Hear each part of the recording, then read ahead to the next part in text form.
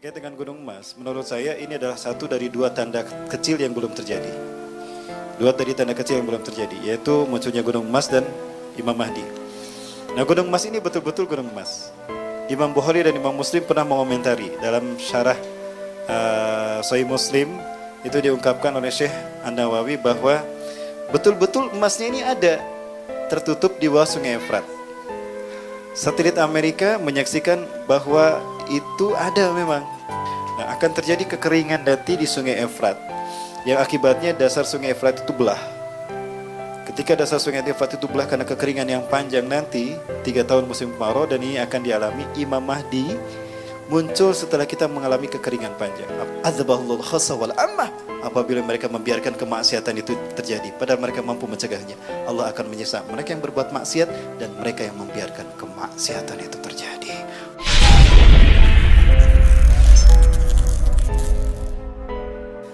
Ayo, Bila, masih ada waktu ya, sekitar 3 menit lagi, maaf ya Mas Gila. Baik, Ibu Rahmatullah. Ini ada satu hadis penting. Coba saya uji keberuntungan ya. Ya, maaf. Terlalu pada pelan-pelan tadi bermula, cuma nggak kepegang. Nggak apa-apa Mas. Alhamdulillah. Ya, baik. Ibu Rahmatullah.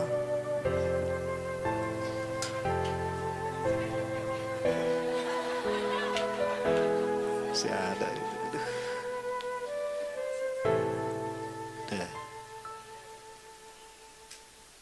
Udah ya, udah nggak ada ya? Ah, udah hilang. Kemana Mas? Oh, dimatiin. Baik.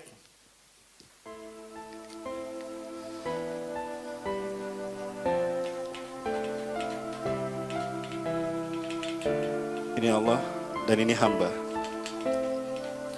Ini ada kabar gembira yang Rasulullah sampaikan pada kita, yang mudah-mudahan ini juga menjadi sesuatu yang berarti bagi kita.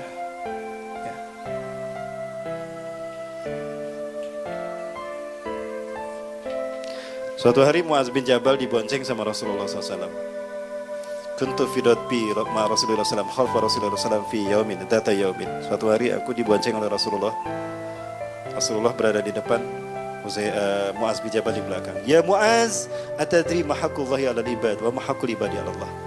Hai Muaz, tahukah kamu apa hak Allah dari hambanya? Dan apa hak hamba dari Allah Tuhannya? Ya, bicara hak Allah berarti kewajiban hamba. Sesuatu yang harus ditunaikan hamba kepada Allah itu hak Allah. Dan apa hak hamba terhadap Allah artinya sesuatu yang wajib Allah lakukan untuk hambanya. Apa yang wajib Allah berikan pada hambanya. Sebagaimana biasa para sahabat kalau ditanya oleh Rasulullah selalu menyampaikan ketawaduannya dan tawakufnya pada Nabi dan Rasulnya yang dicintainya. Allah wa Rasulullah alam. Allah wa alam sama Rasulullah ya'lam. Allah maha mengetahui, kemudian Rasulullah mengetahui. Maka apa kata Rasulullah? Fa'amma haqqullahi 'alal ibad. Adapun hak Allah atas hambanya, hak Allah atas hambanya adalah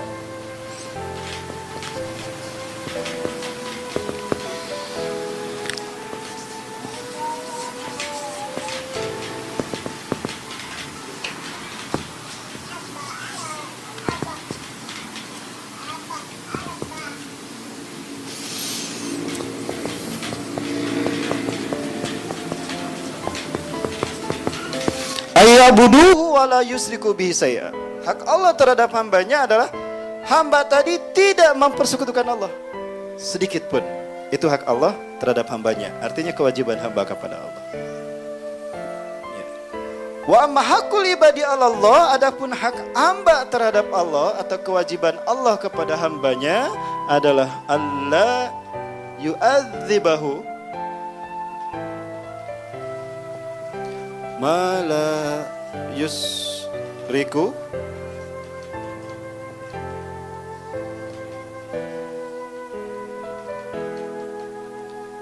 alla yu'adzibahu ma la yusyriku bihi syai'a. Adapun hak hamba terhadap Allah atau kewajiban Allah pada hambanya, alla yu'adzibahu, akanlah hamba tadi akanlah Allah tidak menyiksa hambanya selama hambanya tidak syirik kepada Allah sedikit pun. Kalau hamba itu tidak musyrik, maka dijamin dia tidak akan disiksa di neraka. Ya, ini kabar gembira nih dari Rasulullah SAW. Yuk kita manfaatkan sejak sekarang. Ya, kita tunaikan apa yang menjadi hak Allah, maka Allah akan menunaikan apa yang menjadi hak kita. Aufu bi ahdi, ufi bi ahdikum. Tunaikan janjimu, aku akan menunaikan janjiku kepada kalian. Ya. Nah inilah hijrah kita di bulan September ini. Yuk kita perbaiki, kita mulai hijrah. Insya Allah kami di Bandung sedang berupaya untuk itu. Saya khawatir ini sudah mulai chaos ya. Kita harus punya tempat di mana kita nanti bisa menyelamatkan diri kita dulu. Jika ternyata lingkungan kita chaos, kita tidak bisa mempertahankan diri, kita keluar. Kita pulang buru-buru, kita hijrah. Nah di sana kita hidupkan akhir zaman, ke kampung akhir zaman. Ya, saya sudah survei ke beberapa tempat insya Allah. Dan kemudian nanti kita lihat bagaimana jarak tempuhnya. Bisa tidak ditempuh oleh jarak tempuh jalan kaki untuk ibu-ibu, untuk akhwat. Ya. Kemudian nanti kita akan hidup tanpa menggunakan teknologi, belajar untuk tidak menggunakan teknologi. Kemudian yang ketiga, kita persiapkan makanan minuman untuk menghadapi 3 tahun kemarau panjang. Agar tidak ada 3 tanaman yang kita unggulkan nanti. Pertama buah tin, kedua buah zaitun, dan ketiga buah kurma. Kenapa itu yang akan kita tanam? Nanti kita bahas besok ya, insya Allah. Besok masih ada kan? Besok pagi saya di sini ya. Nanti kita bahas gitu ya. Tagih ya nanti ya. Baik, ya Bismillahirrahmanirrahim. Nampaknya waktu sudah habis. Enak sekali sebetulnya saya ingin terus berbicara, kalau tidak waktu kita sudah singkat. Barangkali ada yang mau disampaikan, silakan Bapak Ibu. Iwafilah dari akhwat 1, dari ikhwan 1. Kang Eri. Ya, monggo buat teman-teman kalau ada yang ingin bertanya. Kang Mugni, Kang Jidan. Ada sesuatu? Ada? Ada tidak? Atau besok saja? Oke, besok ya. Oke, sip. Baik. Oh iya, itu ada satu. Satu aja ya Pak ya, punten. Ya, masih. Saya dapat surat kaleng ini. Aduh, terlalu pede saya. Ya, ini dari Ahmad. Assalamualaikum warahmatullahi wabarakatuh Ustaz. Waalaikumsalam warahmatullahi wabarakatuh. Saya ngefans dengan Ustadz juga. Ngefans. Bukan bahasa Inggrisnya. Aduh. Ngefans apa ngefans? Ngefans itu bahasa Inggris. Saya ngefans dengan Ustadz juga. Kajian dari Ustadz, alhamdulillah. Terima kasih, atau jadi tersanjung saya. Ana mau bertanya Ustadz. Maaf sedikit beda dengan tema. Ana mau bertanya sebagaimana dengan Ustadz soal Gunung Emas. Ustadz Zulkifli bilang lupa saya. Terus Syekh Imran Hussein juga katanya.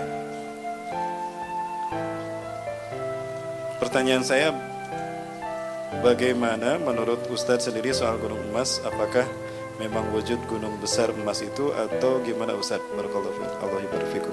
Ayudan. Afwan. Tentang Gunung Emas. Itu merupakan satu dari sekian banyak tanda-tanda kecil yang belum terjadi. Punten sekali saya berbeda pembahasan tentang tanda-tanda akhir zaman. Ya, memang kita berbeda versi. Sumbernya sama, maksudnya pemahamannya beda. Antara saya dengan Uzma, antara saya dengan Ustadz Ihsan Tanjung, antara saya dengan Ustadz Abu Fatih Al-Adnani, antara saya dengan Ustadz Roni Abdul Fatah atau yang lain. Terkait dengan Gunung Emas, menurut saya ini adalah satu dari 2 tanda kecil yang belum terjadi. 2 dari tanda kecil yang belum terjadi, yaitu munculnya Gunung Emas dan Imam Mahdi. Nah, Gunung Emas ini betul-betul Gunung Emas. Imam Bukhari dan Imam Muslim pernah mengomentari dalam syarah Sahih Muslim, itu diungkapkan oleh Syekh An-Nawawi bahwa betul-betul emasnya ini ada, tertutup di bawah Sungai Efrat. Satelit Amerika menyaksikan bahwa itu ada memang. Ya. Makanya digulingkan Saddam Hussein dan dibentuklah pemerintahan yang menjadi cabang Amerika, yang menjadi boneka Amerika, Bremer. Ya, saat itu ketika Saddam Hussein difitnah kalau dia menyimpan senjata pemusnah massal dan membantu Al-Qaeda yang melindungi teroris. Makanya Saddam Hussein dieksekusi mati. Itu sebetulnya bukan alasan yang tepat. Alasan mereka adalah kenapa menghabisi Saddam Hussein, karena ingin mengambil emas, karena satelit mereka sudah memperlihatkan ada emas di sana. Nah, akan terjadi kekeringan nanti di Sungai Efrat, yang akibatnya dasar Sungai Efrat itu belah. Ketika dasar Sungai Efrat itu belah karena kekeringan yang panjang nanti 3 tahun musim kemarau, dan ini akan dialami Imam Mahdi muncul setelah kita mengalami kekeringan panjang. Apakah dimulai dari 2019 tadi sebagaimana pernyataan NASA? Mafi muskilah. Ya, wallahu a'lam bishawab. Nah, ketika kemudian akan ada turun hujan. Ya. Kemunculan Imam Mahdi dengan munculnya Gunung Mas ini dekat. Karena Imam Mahdi ketika muncul Allah mengatakan, Rasulullah bersabda, yakhruju al-Mahdi fi akhiri ummati. Imam Mahdi akan muncul di masa akhir umatku. Yaskilhillahul gaza. Allah memberinya minum dengan turunnya hujan. Nah, hujan deras ini akan turun mengakibatkan sungai itu kemudian muncul kembali. Sungai Efrat itu terbentuk kembali dan akan ada derusan air yang deras mengakibatkan dasarnya itu terkikis. Ketika belah, dasarnya terkikis, ya, terbawa air, maka apa yang terkandung di dalamnya terlihat. Satu itu. Ginilah manusia kalau dunia sudah ada di dalam hatinya. Ketika agama dinomorsekiankan bahkan dibuang karena agama ini menghalangi revolusi mental. Allahu Akbar. Yuk kita hijrah sekarang. Tidak boleh kita berdiam diri karena ada kemungkaran kita diam saja, azab akan menimpa kita. Inna Allah azza wa jalla la yu'adzabul amma bi amalil khasah. Allah tidak akan menyiksa satu kaum, Allah tidak akan menyiksa satu bangsa kalau hanya segelintir orang saja. Mereka yang diazab Allah. Hatta yarawul munkara baina zaranahim, sampai mereka melihat kemungkaran ada di depan mereka, wa hum qadiruna yunkiru, dan mereka mampu mencegah kemungkaran itu agar tidak terjadi, tapi mereka diam saja padahal mereka mampu mencegahnya. Fa idza fa'alu dzalika, jika mereka membiarkan kemungkaran itu terjadi, biarin itu tetangga kita, wes menang baik. Wes menang. Biarin itu tetangga kita. Ya, yang maksiat tetangga kita. Tapi ketika kita diam, azab pun akan menimpa kita. Azabahullah khassa wal amma. Apabila mereka membiarkan kemaksiatan itu terjadi, padahal mereka mampu mencegahnya, Allah akan menyiksa mereka yang berbuat maksiat dan mereka yang membiarkan kemaksiatan itu terjadi. Yasudduna nasa an sabilillah, menghalangi manusia dari jalan Allah. Kayak marah-marah. Nah, tidak marah saya gimana itu? Ustaz kok kayak gitu?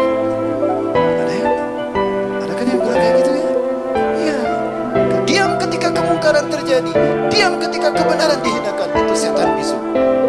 Abu Ali Ad-Daqqaqah rahimahullah mengatakan, man sakata anil haq fahuwa syaitonil ahras. Barang siapa yang diam saja ketika kebenaran dihina, ketika kehormatan Allah Tuhannya diinjak-injak, dia diam saja, itulah setan bisu. Mau kita disebut setan bisu? Kita. Baik, itu dulu barangkali ya penjelasan saya. Jadi betul-betul ada. Ini buat teteh yang bertanya, ada Palestina. Ini dari Wan Rumah. Siapa yang tanya tadi? Punten nih. Ini kopi produk Wan Rumah, mudah-mudahan bermanfaat. Barakallahu sama-sama ya. Oh, satu lagi Bu. Atau ini khusus nggak apa-apa Bu. Ya, 2. Baik, ada 3 lagi. Ini kenangan-kenangan udah aja Bu. Ikhwan 2, akhwat 1 lagi. Oh, mau enggak? Bertanya dulu. Udah mau maghrib ya? Udah mau maghrib. Yang paling jauh datangnya siapa? Dari mana? Dari Bantul. Yang mana Bantul? Dari mana? Memang jauh. Lebih. Oh, Pekanbaru Riau. Masya Allah, dari Pekanbaru. Kang Eri.